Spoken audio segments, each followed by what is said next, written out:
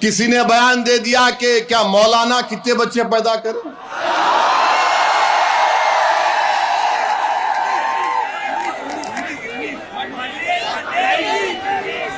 मौलाना 19 बच्चे पैदा किए।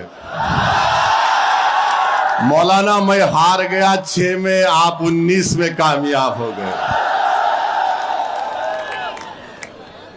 मेरे को 6 है, दाढ़ी वाइट हो जा रही। मौलाना से मिलना चाहूंगा, पुंजानी साहब जरा मिला दो। उनका हाथ लेके चूमता हूं अम्मा। तो किसी ने कह दिया हमको भी 4 पैदा करना है। 4 नहीं 8 पैदा करो आप। कौन रोक रहा आपको? करो, पैदा करो।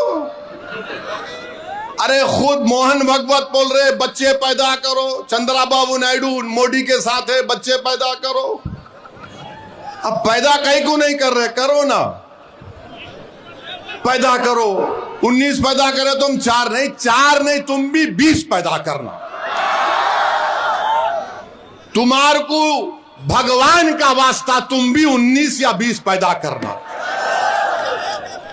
ये क्या है, मजाक है? पहिले तर ओबीसी जे अमरावतीत आले त्यांना माझा प्रश्न राहील की सिनियर मेंबर ऑफ पार्लमेंट आहे आणि सिनियर मेंबर ऑफ पार्लमेंट नी डेमोग्राफीवर बोलले पाहिजे की मुंबईमध्ये 10 ते 30% कसे वाढले, किती घुसपेटीये बाहेरून आले, कशा वेस्ट बेंगॉलमध्ये त्यांचे पर्सेंटेज वाढले, 200% आसाममध्ये कशा वाढला, तेलंगणामध्ये त्यांची संख्या कशी वाढली, आपले प्रत्येक दिल्लीमध्ये कसे वाढले, त्यांनी त्याच्यावर उत्तर द्यावं आणि मेंबर ऑफ पार्लमेंट डेमोग्राफीवर बोला.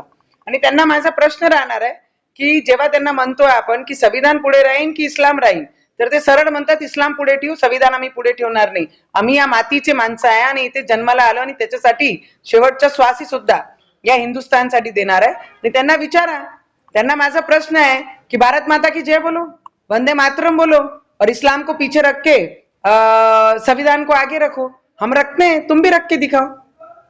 आणि जास्त सल्ला द्यायचा नाही. ज्यांना 8-10 पोरं करायचे, 20 करायचे, 50 करायचे आहे, त्यांना असे लोकांना या देशातून काढून त्यांची सिटिझनशिप इथून काढून आणि त्यांच्या पार्टीचं जे पक्षाची परमिशन दिली तेही रद्द झाली पाहिजे. त्यांना पाकिस्तानमध्ये पाठवलं पाहिजे.